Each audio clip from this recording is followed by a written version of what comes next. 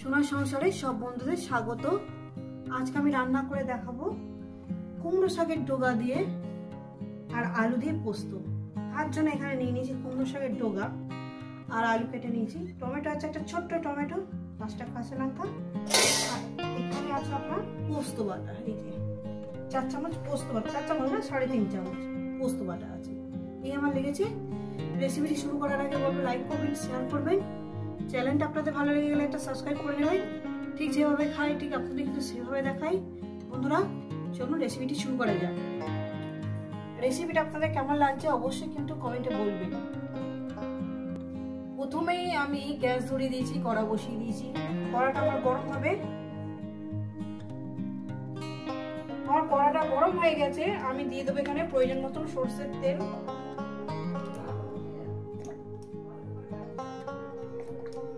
তো বন্ধুরা আমার তেলটা গরম হয়ে গেছে, দিয়ে দেবো গোটা জিরে। গোটা জিরে ফোড়ন দেওয়ার পর আমি কয়েক সেকেন্ড একটু অল্প করে জিরে দিয়েছি, কয়েক সেকেন্ড একটু ভেজে নেব। তো বন্ধুরা আলুগুলো আমি দিয়ে দেব। প্রচন্ড হাতে ব্যথা, তো হাতে ব্যথা নিয়ে আমার কাজ করতে হচ্ছে, আলুগুলো আমি দিয়ে দেবো। প্লিজ সাপোর্ট করো।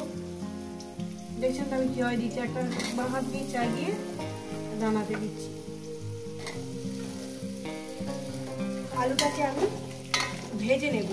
পরিমাণ মতো লবণটা আমি দিয়ে দেবো, দিয়ে দিলাম। শুধু আলুটাকে সুন্দর করে আমি 4-5 মিনিট ধরে ভেজে নেব। এইভাবে একবার রান্না করে খেয়ে দেখবেন।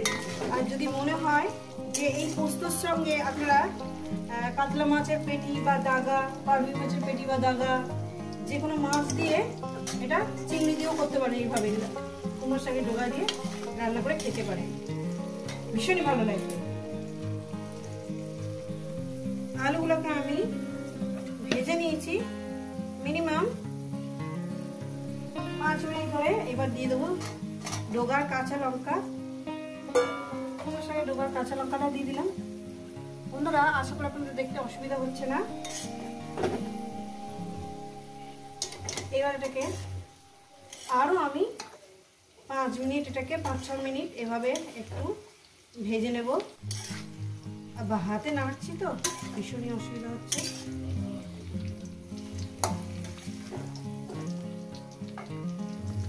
কিছু মনে করবেন না বন্ধুরা।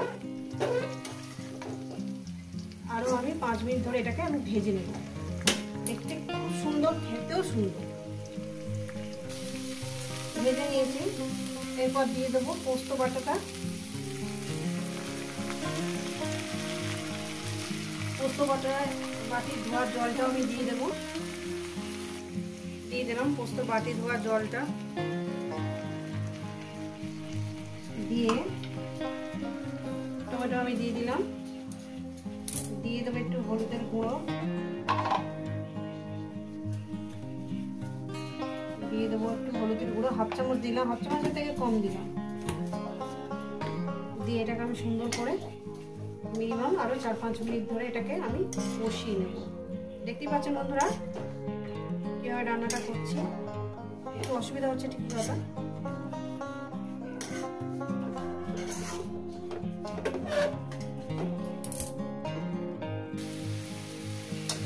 তো বন্ধুরা দেখুন কিভাবে আমি রান্নাটা করছি। দেখুন বন্ধুরা সত্যি খেতে খুব সুন্দর, দারুণ একটা সেন্ট বেরিয়েছে কুমড়োর সাথে। আর পোস্তর সঙ্গে যে ভাজাটা হচ্ছে না, এত সুন্দর সেন্ট বেরিয়েছে, একদম অন্যরকম। কষানো প্রায় হয়ে গেছে, দিয়ে দেবো জল।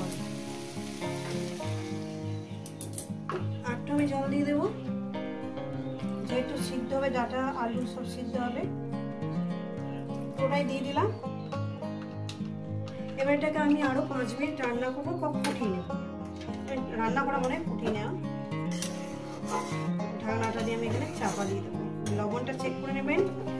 মিষ্টিটা আপনাদের যদি মনে হয় যে মিষ্টি দেবেন, আমরা তো মিষ্টি খুবই কম খাই, আমি এখানে মিষ্টি ব্যবহার করলাম না।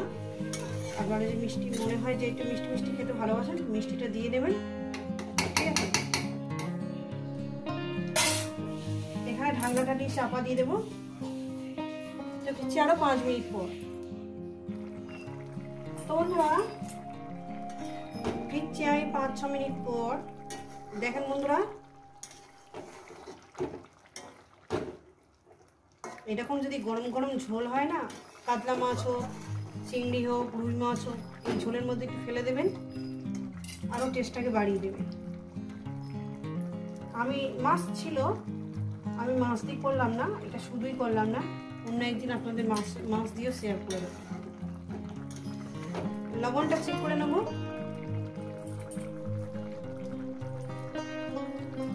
লবণ আমার কম হয়েছে, একটু লবণ দেব। এই যে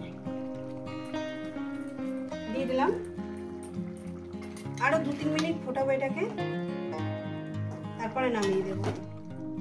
ভীষণই সুন্দর লাগছে না? বিশ্বাস করেন, খেতে কিন্তু খুব সুন্দর। কিন্তু এর মধ্যে একটু মাছ দিয়ে দেবেন, মাছ হোক, চিংড়ি হোক। পেটি খেতে ভালোবাসেন, পেটি দেবেন। দাগা খেতে হলে দাগা দেবেন, দিয়ে করবেন। চিংড়ি, রুই মাছ, কাতলা মাছ ভীষণই ভালো লাগবে। জিওল মাছ মানে জ্যান্ত মাছ টাইপের, আরও শিং মাছ, মাগুর মাছ যারা খেতে ভালোবাসেন তাদেরও ভীষণ ভালো লাগবে। তো বন্ধুরা দেখেন, আমার কুমড়ো শাকের ডগা দিয়ে পোস্ত রান্না হয়ে গেছে। এটা নামিয়ে দেখাচ্ছি। রেসিপিটা ভালো লেগে গেলে লাইক করে দেবেন, শেয়ার করে দেবেন। চ্যানেলটা ভালো লেগে গেলে একটা সাবস্ক্রাইব করে দেবেন। তো বন্ধুরা আবার নতুন কোনো রেসিপির সঙ্গে দেখা হচ্ছে। সবাইকে বলবো, সব বন্ধুদের বলবো, সুস্থ থাকবেন, ভালো থাকবেন, আর আমার নিত্য নতুন ভিডিও দেখবেন। কিন্তু এইভাবে বানিয়ে খেয়ে দেখবেন, আপনাদের পছন্দ মতন মাছ দিয়ে খেয়ে দেখবেন। আশা করি আপনাদের ভীষণ ভালো লাগবে।